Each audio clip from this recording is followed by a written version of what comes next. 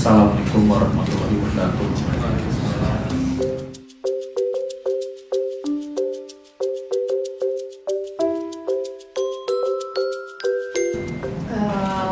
Saya nggak tahu mengapa Pak Chan memberikan kepercayaan kepada saya, alasannya apa. Tapi ya terima kasih, ini adalah kesempatan buat kita bersama-sama karena training ini sangat penting dan ternyata sangat dibutuhkan oleh banyak orang.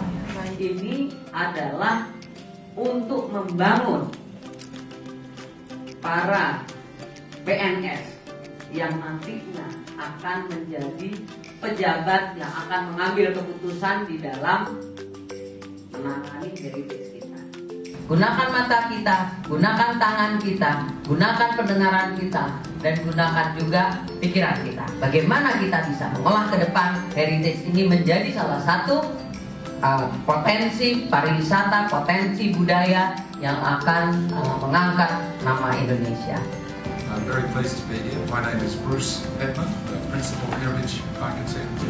My name is Joy Singh and I'm an architect with working with Bruce. Menarik, pada saat Pak Chan dan Indah mengajak saya diskusi, kebetulan saya juga aktif di jaringan kota pusaka selain dari Ikatan Arsitek Indonesia.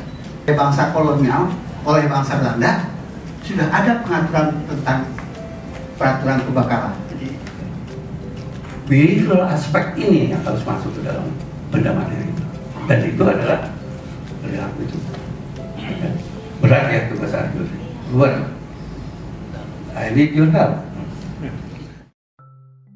Ya, workshop ini memang sangat dibutuhkan untuk pegawai negeri sipil yang bekerja berhubungan langsung dengan bangunan-bangunan bersejarah atau kita sebut juga bangunan cagar budaya.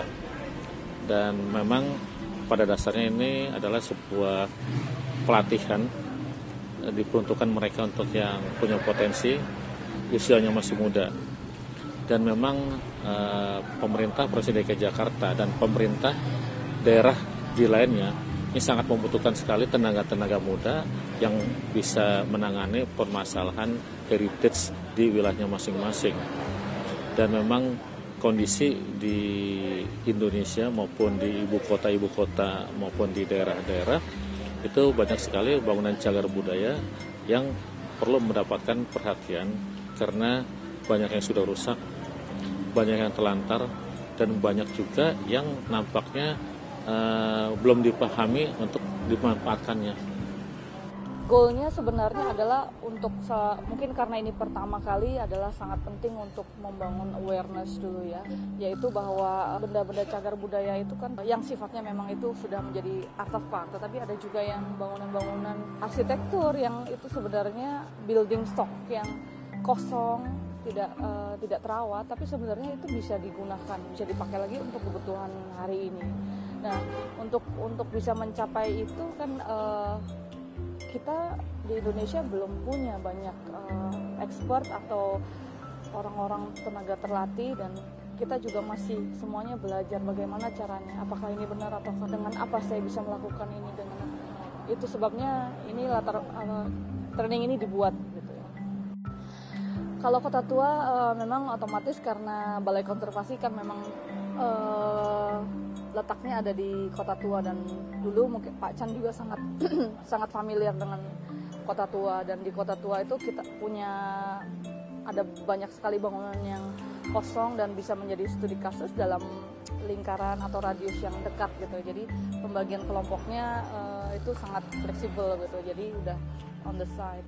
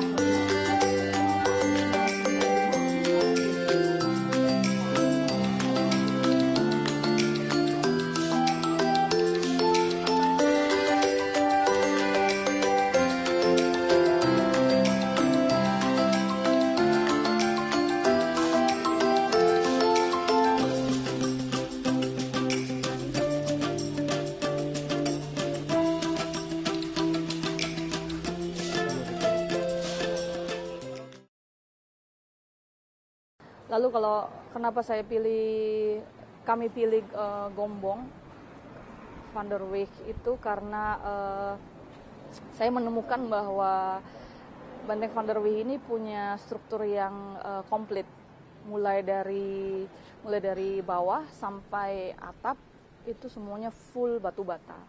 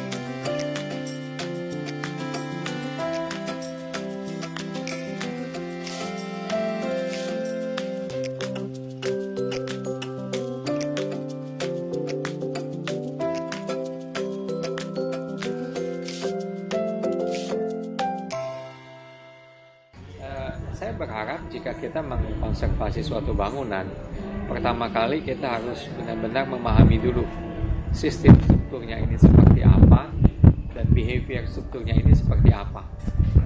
Sehingga ketika kita melakukan konservasi itu tepat gitu. Jadi katakan misalnya kita tahu sistem strukturnya, misalkan struktur bata, ya.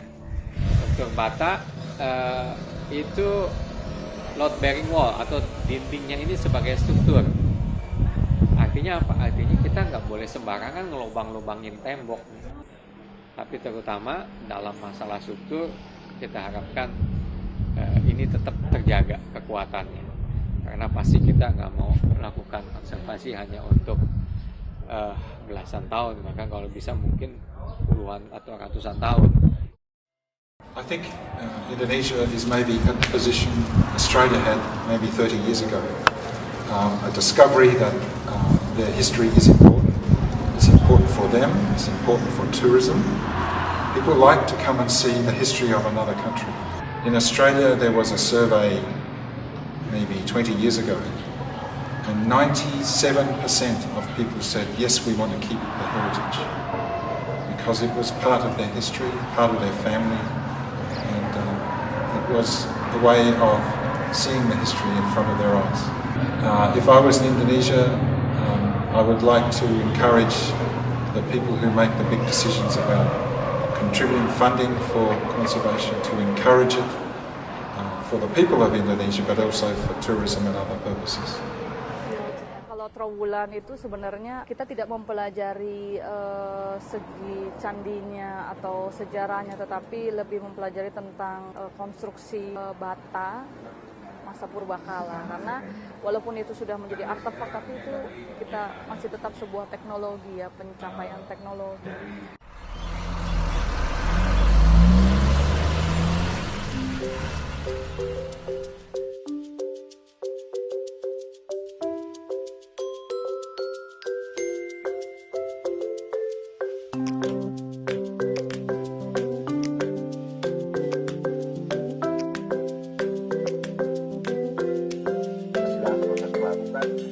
Batanya hilang, yang ada kerangka fotonya nanti.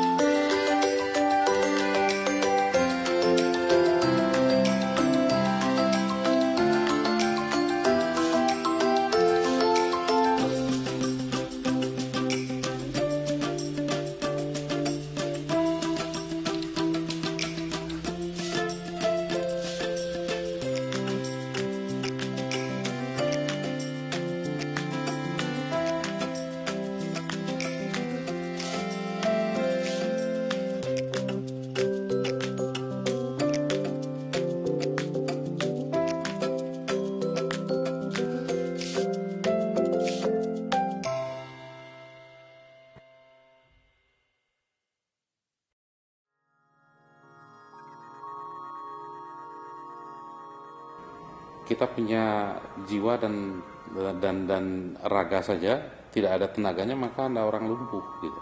Begitu juga sebaliknya, begitu spiritnya tidak ada, yang ada tenaga sama ini udah kayak orang gila aja kan, jalan bisa, badannya kelihatan gitu kan, cakep atau enggak, tapi ya orang mabuk lah. Begitu juga sebaliknya, kalau spiritnya ada, kemudian tenaganya ada, tapi raganya tidak ada, dia menjadi makhluk yang bukan manusia lagi, ya kan.